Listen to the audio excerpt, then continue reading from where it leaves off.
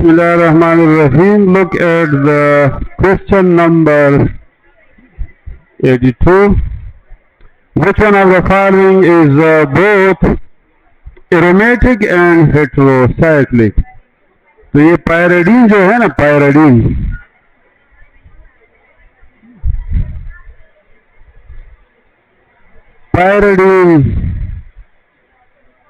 और पायरोल और फ्यूरेन और थायोफिन, ये बेटा ये सारे एरोमेटिक भी हैं और ये heterocyclic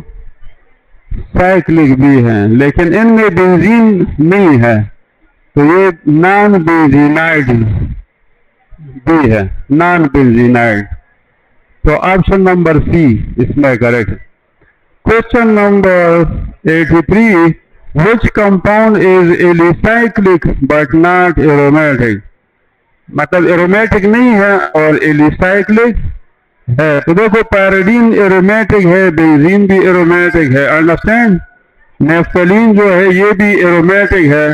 which compound is alicyclic? कि साइक्लिक है हाँ, लेकिन एरोमेटिक नहीं है, तो साइक्लोहेक्सेन है। Question number 84.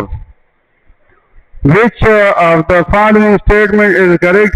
Every aromatic compound is cyclic. Her aromatic compound cyclic होता है, हर cyclic compound aromatic नहीं हो सकता। Question number 85. Which compound is classified as aryl? जब बेंजीन रिंग से या एरोमेटिक रिंग से हम हाइड्रोजन कम करते हैं तो फिर उसको एराइल ग्रुप कहते हैं। तो ये जो फिनाइल क्लोराइड है ना, this is aryl halide. Question number 86. The characteristic functional group of aldehyde. Aldehyde में कौन सा फंक्शनल ग्रुप होता है? C double bond OH। Option number B is correct. इस ग्रुप को फॉर्माइल ग्रुप भी कहते हैं, formyl group. Question number 87. Which compound contains the carbonyl group but is not aldehyde? Carbonyl उसमें है, कार्बोनाइल ग्रुप इसको कहते हैं। तो आप अगर प्रोपेनोन को देखें, प्रोपनोन, इसका कॉमन नाम क्या है? एसीटोन, या दूसरा कॉमन नाम इसका है डाइमीथाइल कीटोन। तो ये अल्डिहाइड नहीं है, लेकिन इसमें कार्बोनाइल फंक्शनल ग्रुप मौजूद है। It is a ketone. Option number B is correct. Question number 88. Which compound contain both carbonyl and hydroxyl group? तो कार्बोनाइल ग्रुप और हाइड्रोक्सिल ग्रुप तो ये किस में होते हैं? कार्बोक्सिलिक एसिड में। Option number C is correct. जी बच्चे, कौन सा? अच्छा, which of the following compound contains carbonyl group but is अच्छा, which of the following contain both carbonyl and hydroxyl group? Carboxylic acid. हाँ, अच्छा 87 में क्या है? which compound contain the carbonyl group but is not an aldehyde? हाँ, ethanoic भी आता है, ठीक है, आपकी बात सही है। इथेनोइक एसिड में भी ये फॉर एग्जांपल हमारे पास इथेनोइक एसिड में कार्बोनाइल ग्रुप है, लेकिन this one is not an aldehyde, understand. अच्छा, लेकिन इसमें ज्यादा जो करेक्ट होगा, ज्यादा जो करेक्ट होगा ज्यादा, तो वो प्रोपनोन होगा। उसकी वजह ये है कि इस ग्रुप को हम मजमूई तौर पर कार्बोक्सिल ग्रुप कहते हैं, तो इसमें कार्बोक्सिल ग्रुप है। This one is carboxyl group.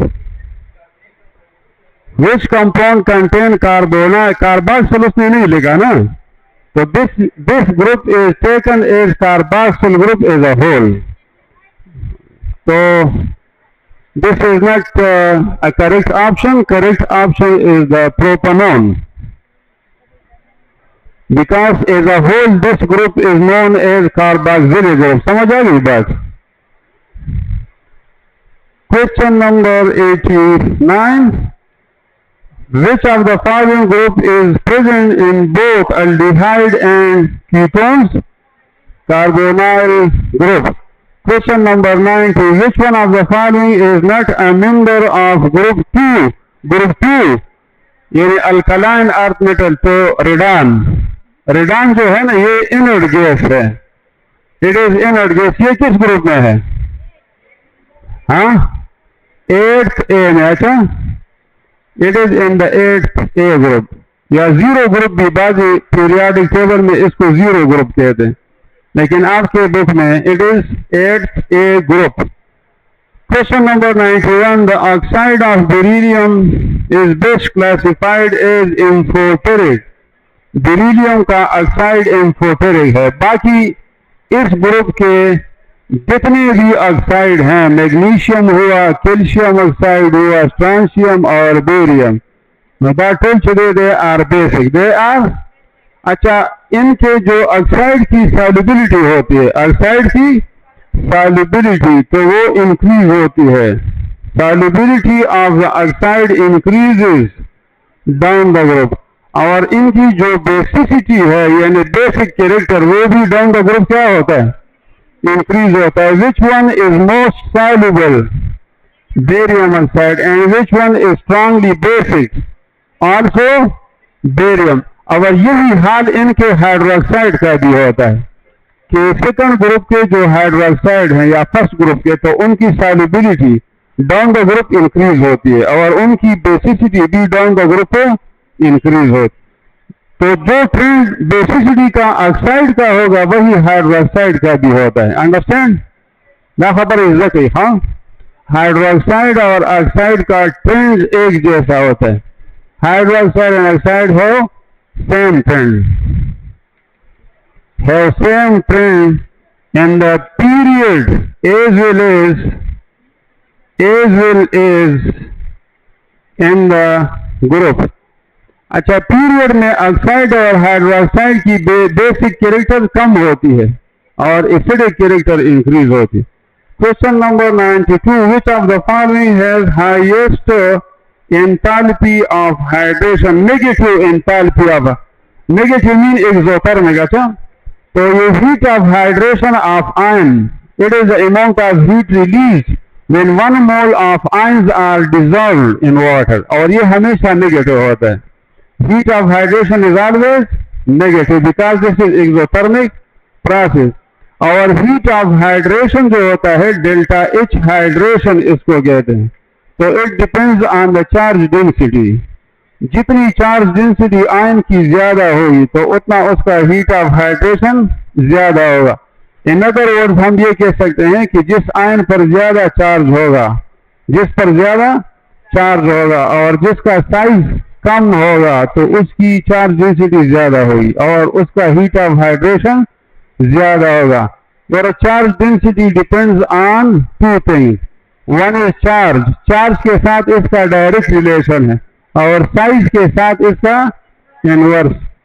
तो अगर चार्जेस बराबर हो तो फिर छोटे आयन की हीट ऑफ हाइड्रेशन ज्यादा होगी, और अगर साइज बराबर हो तो फिर जिस पर चार्ज ज्यादा होगा। समझ आ गई बात? और अगर दोनों मुख्तलिफ हैं, चार्ज भी मुख्तलिफ है दोनों का, साइज, तो फिर आपने रेशो कैलकुलेट करना होगा। समझ आ गई बात? तो जिसकी चार्ज डेंसिटी ज्यादा होगी उसका ज्यादा होगा। अब मैग्नीशियम और बेरियम दोनों पर +2 चार्ज है, लेकिन बेरियम का साइज बहुत बड़ा है तो उसकी चार्ज डेंसिटी कम होती है और मैग्नीशियम की ज्यादा होती है। तो 92 में कौन सा ऑप्शन करेक्ट है? Option number D. Question number 93। Which of the following is not an alkali metal? Radium. Radium alkaline earth metal है। समझ आ गई बात? तो radium is not alkali metal. Question number 94. Which of the following sulfate is practically insoluble? ये जो second group के जो सल्फेट होते हैं, फॉर एग्जांपल मेरे पास बेरिलियम सल्फेट है, मेरे पास मैग्नीशियम सल्फेट है, कैल्शियम सल्फेट, स्ट्रांशियम सल्फेट और बेरियम सल्फेट। तो इनकी जो सॉल्युबिलिटी है मैं इसको चलो KSP से रिप्रेजेंट करूंगा। KSP और सॉल्युबिलिटी आपस में डायरेक्टली रिलेटेड होते हैं, मतलब जिस साल्ट की सॉल्युबिलिटी प्रोडक्ट ज्यादा हो तो वो ज्यादा सॉल्युबल भी होता है। अगरचे एक चीज नहीं है लेकिन दे आर डायरेक्टली रिलेटेड। तो इनकी जो सॉल्युबिलिटी होती है डाउन द ग्रुप उसमें क्या आती है, डिक्रीज आती है। तो which one is least soluble, हाँ, और which one is most soluble. लेकिन आपके बुक में एक जुमला लिखा है कि ये ट्रेंड जो है ना, this is for hydrated salt, for hydrated salt.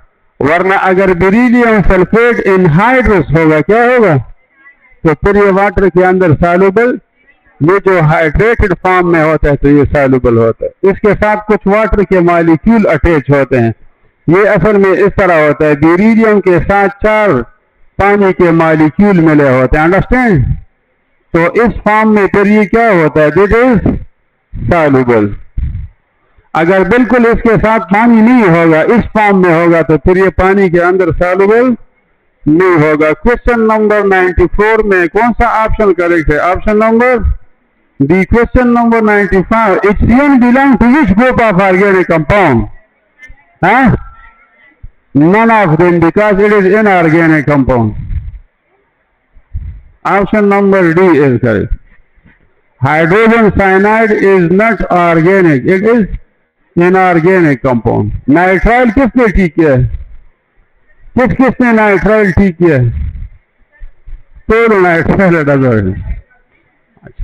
Hydrogen is inorganic, दादान सरोली को अच्छा बैठे, इसमें बच्चे गलत हो जाते हैं। हाइड्रोजन इज इनऑर्गेनिक, इसका नाम जो है ना ऑर्गेनिक की तरह नजर आता है लेकिन ये इनऑर्गेनिक है, क्योंकि हाइड्रोजन के अंदर कार्बन नहीं होता, इसमें कार्बन नहीं है। और हर ऑर्गेनिक में कार्बन का होना जरूरी होता है। बाज लोग गलती से इसको ऑर्गेनिक कहते हैं, वो कहते हैं कि ये एक्सेप्शनल केस है, तो कोई भी एक्सेप्शनल केस नहीं है।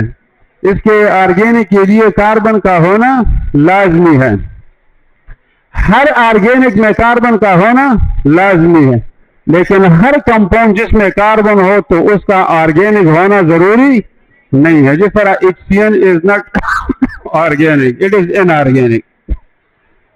Question number 96, which of the following is not heterocyclic compound, all are heterocyclic because they contain heteroatom। ये ऑप्शन किसने करेक्ट किया है, who has corrected this option। अच्छा, तो ये जो फिनोल, ये फिनोल का फार्मूला है, अच्छा, C6H5OH, ये किस चीज का फार्मूला है, फिनोल का। तो ये हेटेरोसाइक्लिक नहीं है, क्योंकि हेटेरोसाइक्लिक में जो साइक्लिक रिंग होता है, रिंग, तो ये जो हेटेरो एटम होता है ये रिंग का हिस्सा होता है। रिंग से बाहर अगर होगा तो ये हेटेरोसाइक्लिक नहीं होगा। तो phenol is not heterocyclic. Why it is not heterocyclic, ये क्यों हेटेरोसाइक्लिक नहीं है, हाँ, because hetero atom is out of the ring, तो ये रिंग का हिस्सा नहीं है। क्वेश्चन नंबर 96 में C option. Question number 97, formyl group किस में होता है, अल्डिहाइड में। फार्माइल ग्रुप किस ग्रुप को कहते हैं, C double bond OH, फार्माइल, फार्माइल FORM, हाँ, फार्माइल। अच्छा, इसका कोई आयुपेक नाम मुझे बताएं, इसका आयुपेक नाम क्या हो फार्माइल ग्रुप का, हाँ, मीथेनोइल, मीथेनोइल ग्रुप।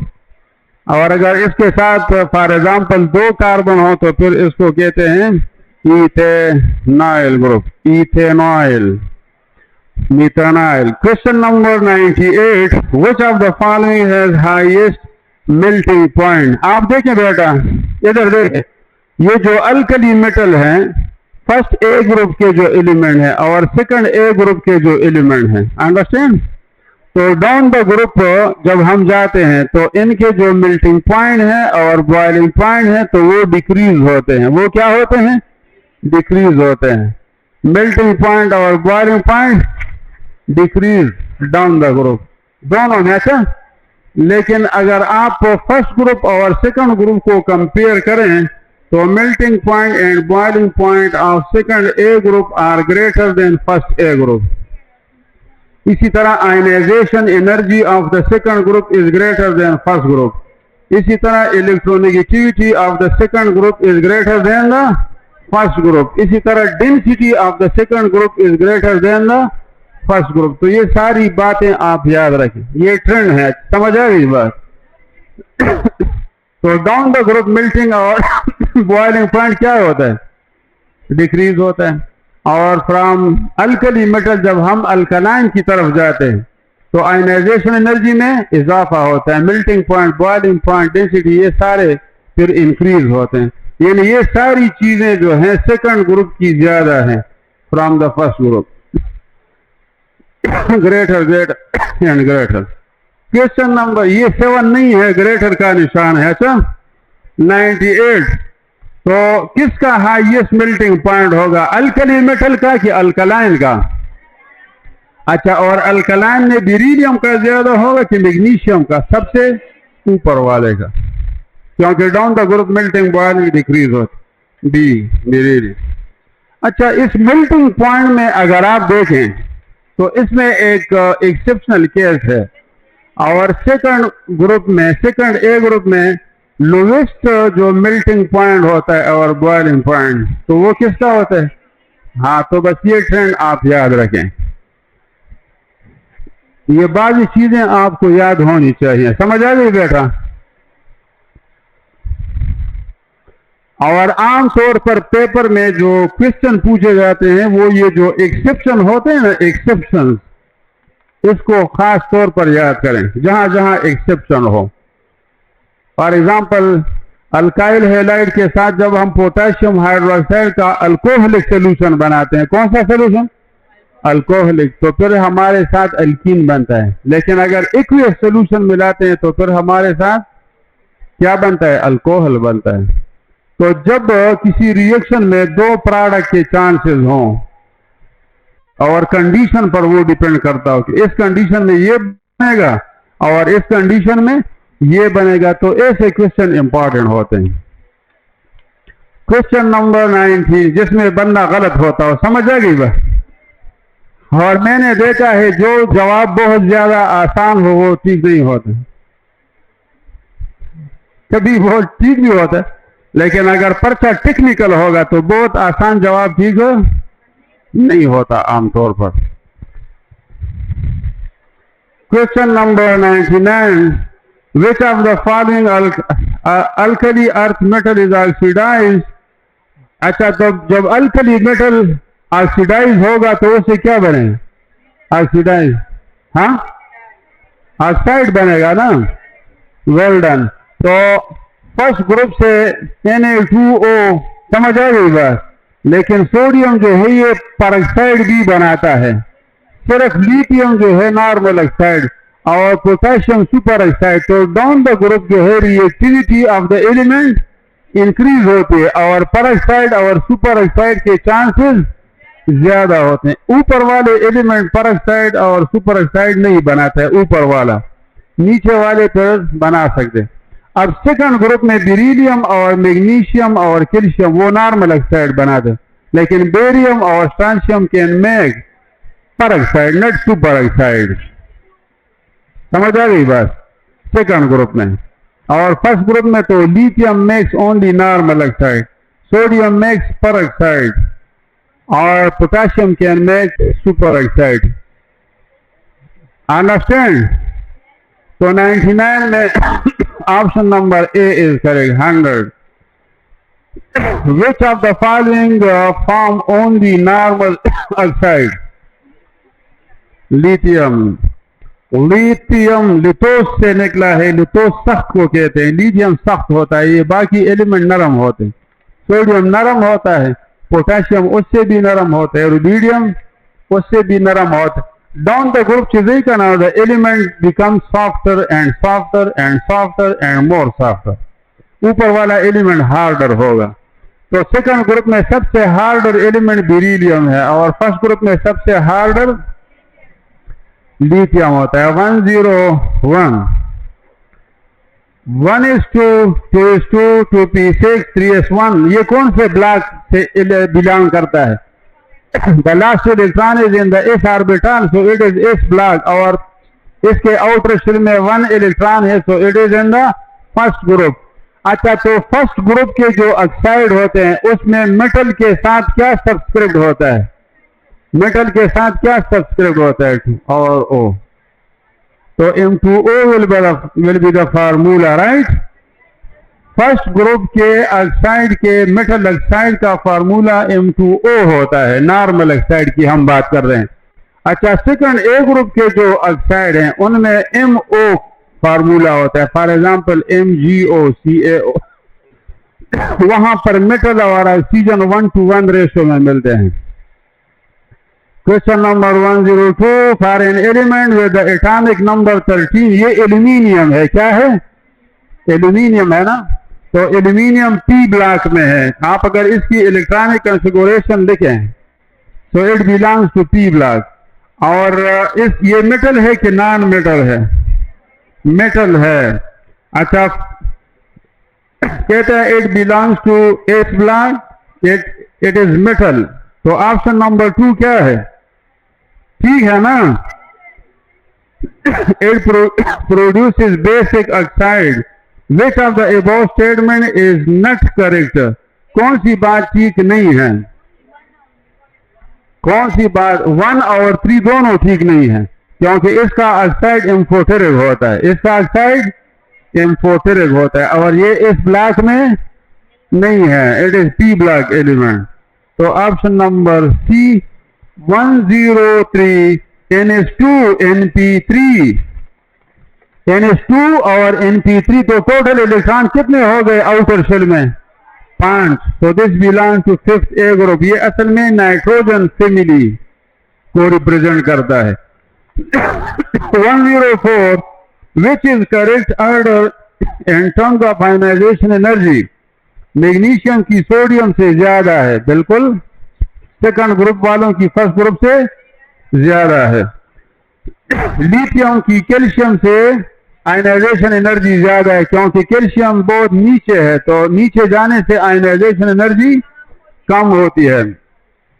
और फ्लोरीन की आयनाइजेशन क्लोरीन से ज्यादा है। तो all of these are correct. 105 which block element are termed as outer transition element? D block।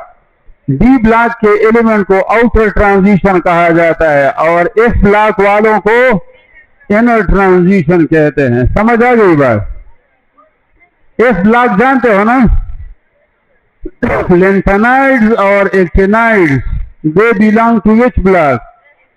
They belong to F block. F block वाला तमुंगा सब they are called inner transition और D वाला को outer transition. 106 the electronegativity of beryllium is greater than calcium, magnesium, sodium, than all of them. All of them. D option is correct. 107 the elements which are most abundant in the earth। काफी आपके book में है ये सवाल। अच्छा, सबसे ज्यादा silicon abundant है और मेटल में फिर the aluminium is abundant। ना सिलिकॉन और एल्यूमिनियम। सिलिकॉन सबसे ज्यादा एबंडेंट है, सिलिकॉन सबसे ज्यादा एबंडेंट है और among the metals aluminium is more abundant.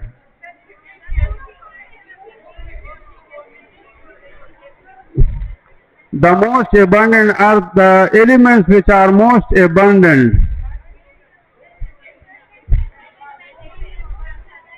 Calcium and magnesium are not much more abundant. Look, silicon is highly abundant and aluminium is also abundant. So this is option number A is correct. 108. Silicon is the most abundant element. Question number 108. Carbonates of lithium are not stable. Why? because they have high charge density and they have high polarizing power. तो जिस cation का charge density ज्यादा होगी तो उसके compound ज्यादा stable नहीं होगा। मतलब जो केटायन छोटा होगा, जो केटायन छोटा होता है, आप मेरी बात सुने, आप आपस में गप ना लगाएं। For example, I have beryllium carbonate and I have calcium carbonate, इन दो को हम कंपेयर करते हैं तो बेरिलियम का साइज छोटा है और कैल्शियम का बड़ा है, चार्ज दोनों पर बराबर है। तो जिस केटायन का साइज कम होगा उसकी चार्ज डेंसिटी क्या होगी? ज्यादा। तो ये CO3 को ज्यादा डिस्टर्ब करता है, ये इसको ज्यादा पोलराइज करता है। पोलराइजेशन का मतलब ये होता है कि ये इसके बांडों को पोलराइज करता है, का मतलब ये कि इसके कोवेलेंट कैरेक्टर को बढ़ाता है, आयनिक कैरेक्टर को कम करता है। So this is more covalent, this is more covalent and this is less stable. तो ये आसानी से डिकम्पोज होगा और ये आसानी से डिकम्पोज नहीं होगा। Question number 109, which of the following has a greater affinity for oxygen? Down the group affinity ज्यादा होती है, ऑक्सीजन के साथ लगाओ एलिमेंट का ज्यादा होता है, तो पोटेशियम C, और ये सुपर ऑक्साइड इस वजह से बनाता है। विच of the following is the strongest base? तो सेकंड ग्रुप के जो हाइड्रोक्साइड होते हैं वो फोर्थ ग्रुप से ज्यादा बेसिक होते हैं, थर्ड से भी ज्यादा basic, because the basic character of the oxide and hydroxide decreases from left to right और down the group basicity increase होती है। तो बेरिलियम के मुकाबले में magnesium hydroxide is more basic. 111, inert pair effect is dominant in lead. Down the group inert pair effect ज्यादा होता है। तो P ब्लॉक जो लिड होता है, इसके जो इस इलेक्ट्रॉन होते हैं, इस ऑर्बिटल वाले, वो आमतौर पर बांडिंग में हिस्सा नहीं लेते हैं और अगर लेते भी हैं तो उनके कंपाउंड ज्यादा स्टेबल नहीं होते हैं। अच्छा, question number 112, the element of group 4A which have no tendency to form dichloride. Dichloride, ये ऊपर वाले एलिमेंट जो है ना, कार्बन और सिलिकॉन, ये हमेशा 4 बांड बनाते हैं, ये 2 बांड नहीं बनाते हैं, जबकि नीचे वाले एलिमेंट कभी 2 बांड बनाते हैं, कभी 4 बांड बनाते हैं। तो कार्बन और सिलिकॉन डाइक्लोराइड कभी नहीं बनाता। डाइक्लोराइड के chances down the group increase होते हैं और टेट्राक्लोराइड के चांसेस ऊपर की तरफ ज्यादा होते हैं। ये समझते हैं कि नहीं? और इसी तरह stability of the tetrachloride, stability of the tetrachloride, tetrachloride की जो स्टेबिलिटी होती है, ये मेरे पास है Cl4 germanium tetrachloride, 10 tetrachloride, lead tetrachloride, तो इनकी जो स्टेबिलिटी होती है डाउन द ग्रुप वो डिक्रीज होती है। महाभारत। अच्छा, और इसका मतलब ये कि अपवर्ड अगर हम जाते हैं तो स्टेबिलिटी ज्यादा होगी। So which tetrachloride is the most stable? Carbon. And which is the least stable? This one. समझ आ गई बात? लेकिन अगर आप डाइक्लोराइड की स्टेबिलिटी देखें, carbon dichloride, silicon dichloride, germanium dichloride, 10 dichloride and lead dichloride, तो फिर जो स्टेबिलिटी होगी वो इंक्रीज होगी डाउन द ग्रुप। कोई that will increase. So which dichloride is the most stable? Lead dichloride is more stable. और यही वजह है कि अगर आप लेड टेट्राक्लोराइड को थोड़ा सा हीट करें ना तो ये फौरन PbCl2 और Cl2 में कन्वर्ट हो जाता है। मतलब विच इज मोर स्टेबल?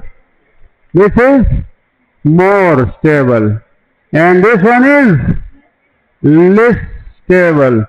तो मोर स्टेबल चीज जो होती है ना वो आसानी से बन जाती है लेस स्टेबल से। लेस स्टेबल रिएक्टिव होता है, वो मोर स्टेबल में आसानी से कन्वर्ट होते हैं। PbCl2 से PbCl4 बनाना मुश्किल होता है, लेकिन PbCl4 से PbCl2 का बनाना आसान होता है।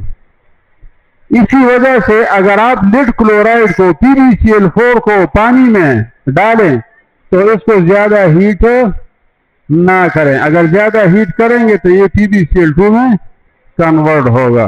इसकी हाइड्रोलिसिस हम कोल्ड वाटर में करते हैं। अच्छा, क्वेश्चन नंबर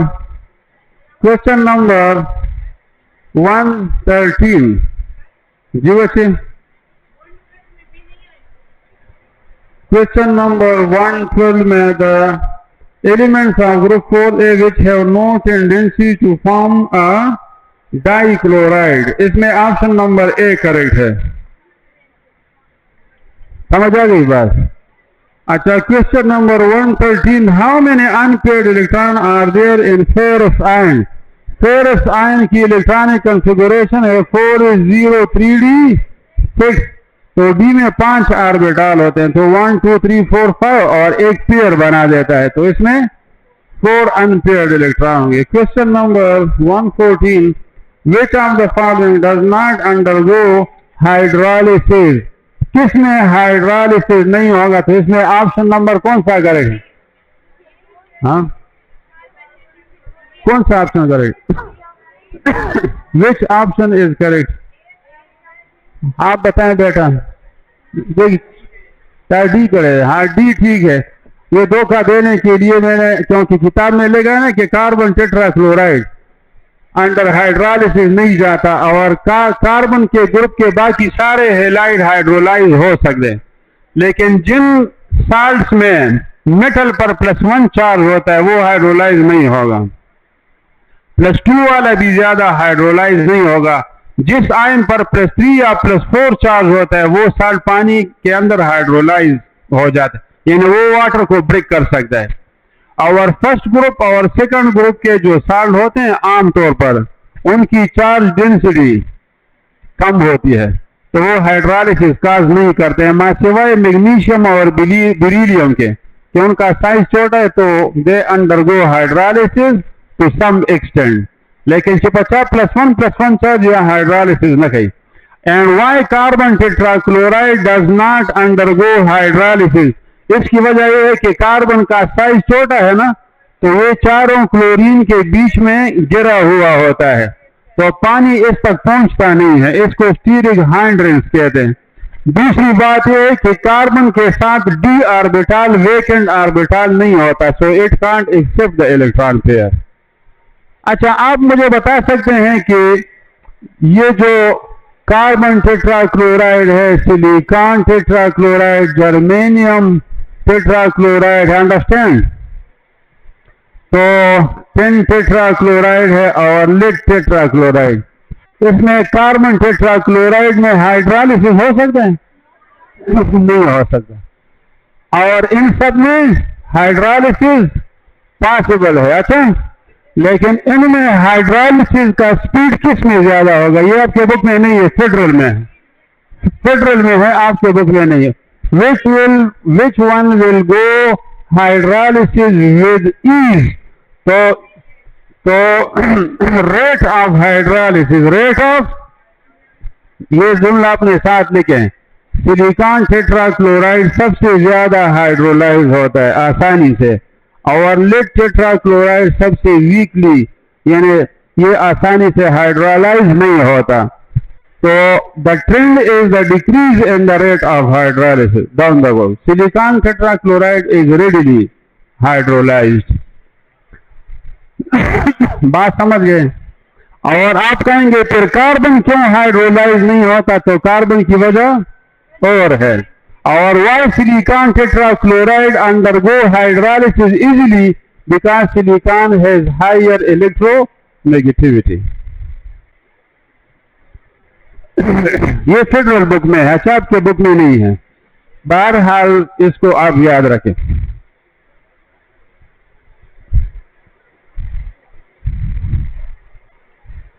क्वेश्चन नंबर 115 114 से बचे। अच्छा, 114 में option number D is correct. 115 में है कि most ionic chloride among the following ionic character down the group क्या होता है? इंक्रीज। लेकिन अगर एक ही एलिमेंट दो मुख्तलिफ ऑक्सीडेशन स्टेट में हो, यहाँ +4 है, यहाँ +2 है, तो जहां पर मेटल का ऑक्सीडेशन स्टेट लो होगा वो आयनिक होगा या मोर आयनिक होगा, और ये in this case it is covalent. दबा चार्ज ज्यादा है देखिए कोवेलेंट कैरेक्टर ज्यादा। PbCl4 is covalent, PbCl2 is आयनिक। अच्छा, इनमें से कौन पानी के अंदर हाइड्रोलिसिस करेगा, कौन पानी को ब्रेक करेगा, कौन पानी को ब्रेक करेगा? हाँ, Cl4, क्योंकि इसकी चार्ज डेंसिटी ज्यादा है, so it breaks the water. और अगर आप PbCl2 को पानी में डालते हैं तो ये रिएक्ट नहीं करेगा, इट विल जस्ट आयोनाइज। लका आम माल के चिमुंगो बो के वाचो तो सोडियम जुदा और क्लोराइड जुदा हो जाए, so it does not cause hydrolysis. ये याद रखें ये पॉइंट कि PbCl2 just dissolve in water and makes positive and negative ion without breaking the water molecule. Question number 115 में option number D is correct. Question number 116, the milk of magnesia, magnesium hydroxide को milk of magnesia कहा जाता है, और इसको milk of magnesia इस वजह से कहा जाता है कि मैग्नीशिया जगह का नाम है, तो वहां पर ये मैग्नीशियम के ऑक्साइड वगैरह मैग्नीशियम के कंपाउंड पाए जाते हैं, और इसका कलर सफेद होता है मिल्क की तरह, तो इस वजह से इसको मिल्क ऑफ मैग्नीशिया। ये गैस की दवाइयाँ जितनी भी होती है, एंटी एसिड दवाइयाँ नहीं होती, लेकिन म्यूकेन हो गया और मुख्तलिफ किस्म के जो गैस की ट्राइसिल टेबलेट्स मिलते हैं बाजार में गैस के लिए, एसिडिटी के लिए, तो उसके अंदर ये मैग्नीशियम हाइड्रोक्साइड या एल्यूमिनियम हाइड्रोक्साइड होता है, तो ये एसिडिटी के ट्रीटमेंट के लिए इस्तेमाल किया जाता है। और ये वीक बेस है कि स्ट्रांग बेस है? नीचे पर बेसिसिटी ज्यादा होती है, तो ये कंपेरेटिवली लेस सॉल्युबल होता है, ये कंपेरेटिवली लेस सॉल्युबल। और ये अच्छी बात है, अगर ये ज्यादा सॉल्युबल हो जाएगा तो फिर ये पेट को खराब करेगा। Question number 117, select the correct statement with respect to the property of the element with increase in atomic number in the carbon family। कहता है कि नीचे जब हम जाते हैं कार्बन फैमिली में एटॉमिक नंबर ज्यादा होता है ना, तो फिर कौन सी बात सही है? Down the group their atomic size is decrease, ये बात ठीक है, साइज इज इंक्रीज होते हैं। अच्छा, देयर मेटेलिक कैरेक्टर डिक्रीज होता है, ये भी गलत है, metallic character down the group increase होगा। और आपको पता है कि carbon and silicon are non metal but germanium is metalloid and tin and lead are metal. The stability of the +2 oxidation state increases down the group, ठीक है कि गलत है? Stability of +2 state is increasing down the group. Alkaline earth metal oxide reacts with water to give hydroxide. Which of the following alkaline metal oxide is most soluble? Down the group solubility increase होती है। The inert pair effect refers to what? B option correct है। The NH2 electron remain inert and do not take part in bonding। दो electron P में होते हैं, दो इसमें, लेकिन P वाले अनपेयर्ड होते हैं, तो वो आसानी से बॉन्ड बना सकते हैं, और इस ऑर्बिटल वाले आसानी से बॉन्ड नहीं बनाते हैं। So in case of lead the electron of the six s orbital they do not take part in bonding and lid just form two bond PbCl2, and the s electron remains paired. Paired means they don't react, so they act as inert pair, they behave like an inert means inactive. Question number 120, the inner transition element belong to F block. Question number 121, the element of group first A react violently with water and make the solution alkaline. Well done, alkaline. अच्छा, magnesium hydroxide अगर आप पानी में dissolve करें और sodium hydroxide पानी में dissolve करें, which one will be more alkaline? First group के हाइड्रोक्साइड ज्यादा अल्कलाइन होते हैं कि सेकंड? फर्स्ट। अच्छा, तो ये जो है ना इसका पीएच जो होगा तकरीबन 11 या 11 से भी ग्रेटर होगा, लेकिन इसका पीएच तकरीबन 9 होता है। तो जितना पीएच ज्यादा होगा उतना ज्यादा बेसिक होगा। तो सोडियम हाइड्रोक्साइड के सोल्यूशन का पीएच मैग्नीशियम हाइड्रोक्साइड से ज्यादा होता है। और sodium hydroxide is more ionizable और more soluble in water. Copper, silver and gold belong to which series? ये फर्स्ट बी ग्रुप में है। कार्बन +1 चार्ज बनाता है और सिल्वर भी +1 आयन बना सकता है और गोल्ड भी +1 आयन ये बना सकते हैं। तो इस वजह से they resemble the alkali metal, they resemble the alkali because they also form unipositive ion. और अगर आप मेंडलीव का पीरियोडिक टेबल देखें तो उसने कॉपर, सिल्वर और गोल्ड को फर्स्ट ग्रुप में डाला है। R2b है ना, 2b, यानी फर्स्ट ग्रुप की तरह इनकी ये 2, this is no, this is in the first B group में है। Copper, silver and gold are in the first B. तो इनकी प्रॉपर्टीज अल्कली मेटल की तरह है, उनमें भी +1 चार्ज आता है। और इस 2b में का जिंक और कैडमियम और मरकरी है, ये याद रखें। जिंक, कैडमियम और mercury, they belong to the 2b group, and this copper and silver and gold are in the first B group. They are also called coinage metal. ये तो सही, coinage metal, इनसे coins बनाए जाते हैं।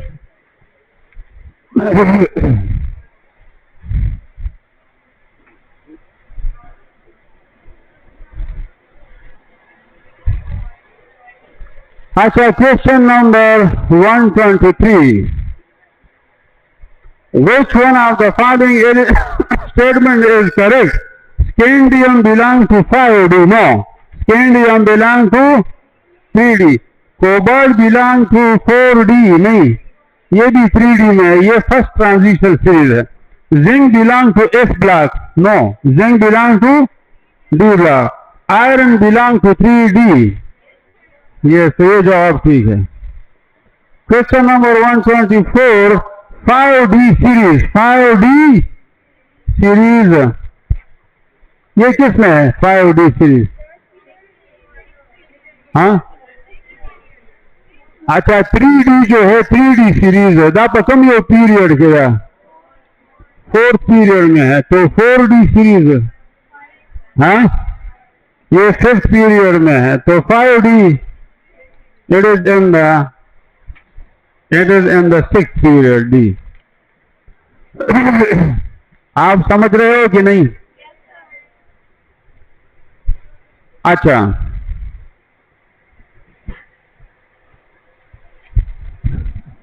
ये जो इनर ट्रांजिशन और आउटर ट्रांजिशन है, ये पता है कि इसको आउटर क्यों कहते हैं और इसको इनर क्यों कहते हैं?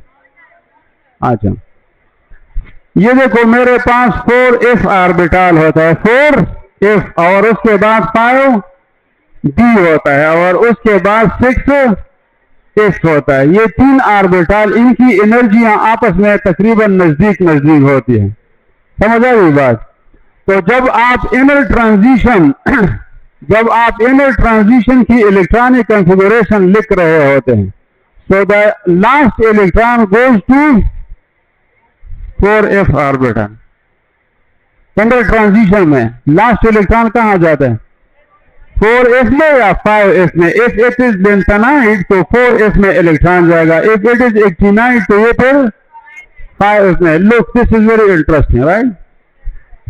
लेकिन जब हम इसी 6th पीरियड में आउटर ट्रांजिशन एलिमेंट की तरफ आते हैं, जब इनर ट्रांजिशन की सीरीज मुकम्मल हो जाती है ना, लगा लुटीशियम पर इनर ट्रांजिशन, ये सीरियम से शुरू है, लुटीशियम पर खत्म होती है।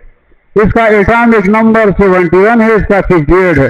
तो फिर इधर 72 जो एलिमेंट आता है, हाफनियम, क्या उसका नाम हाफनियम है। तो उसकी जब आप इलेक्ट्रॉनिक कॉन्फ़िगरेशन लिखते हैं, so the electron go to the 5d orbital, ठीक है, 5d। अच्छा, तो इनर ट्रांजिशन में इलेक्ट्रॉन कहाँ जा रहा था? 4s में, और जब वापस आउटर ट्रांजिशन की तरफ हम गए तो electron goes into the 5d। अच्छा, तो 4s न्यूक्लियस के साथ ज्यादा करीब है कि 5d? 4s ज्यादा न्यूक्लियस के करीब है, 4 ऑर्बिट है, ये 5th ऑर्बिट है, ये 4th ऑर्बिट में है, तो ये इनर है आउटर है। So in case of outer transition element, the 5d orbital is in the process of completion, right? And in case of inner transition, the inner 4f orbital is in the process of completion. So that's why they are called inner and outer. Question number 125. Variable oxidation state of transition element is due to what? Variable जो उसका oxidation state होता है ये किस वजह से होता है?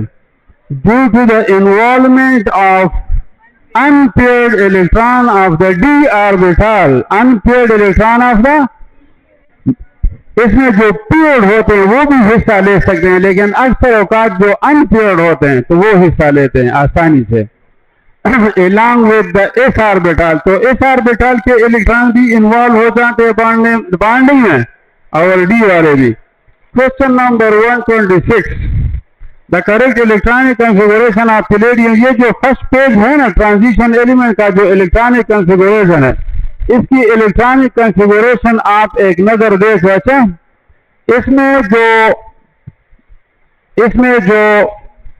इसका बेहतरीन तरीका यह है कि rattalization is the best qualification for passing MDCAT examination. हाँ, रेटलाइजेशन, बाकी चीजों को रटा करें। तो पैलेडियम जो है उसकी इलेक्ट्रॉनिक कंफिगरेशन 4:2 और 3d8 होनी चाहिए, लेकिन इस तरह नहीं होता। The 2 electron go to the D orbital, तो 4s0 एंड 3d10। इसकी एक्सप्लेनेशन थोड़ी मुश्किल है, समझ आ गई बात, लेकिन आप इसको याद करें। C option is correct. एक बात याद रखो, ये इस तरीके से आप याद रखें। अच्छा, कि 3d सीरीज जो होती है, 3d सीरीज, वहां पर सिर्फ कॉपर और क्रोमियम की इलेक्ट्रॉनिक कंफिगरेशन बदल जाती है, उसमें इलेक्ट्रॉन एक्सचेंज आता है। और जो इंपॉर्टेंट बात करने जा रहा हूं, और 5th डी सीरीज जो होती है, यानी थर्ड ट्रांजिशन सीरीज, वहां पर सिर्फ प्लैटिनम और गोल्ड में, प्लैटिनम और गोल्ड में, इन दो एलिमेंट में इलेक्ट्रॉनिक कंफिगरेशन बदल जाती है।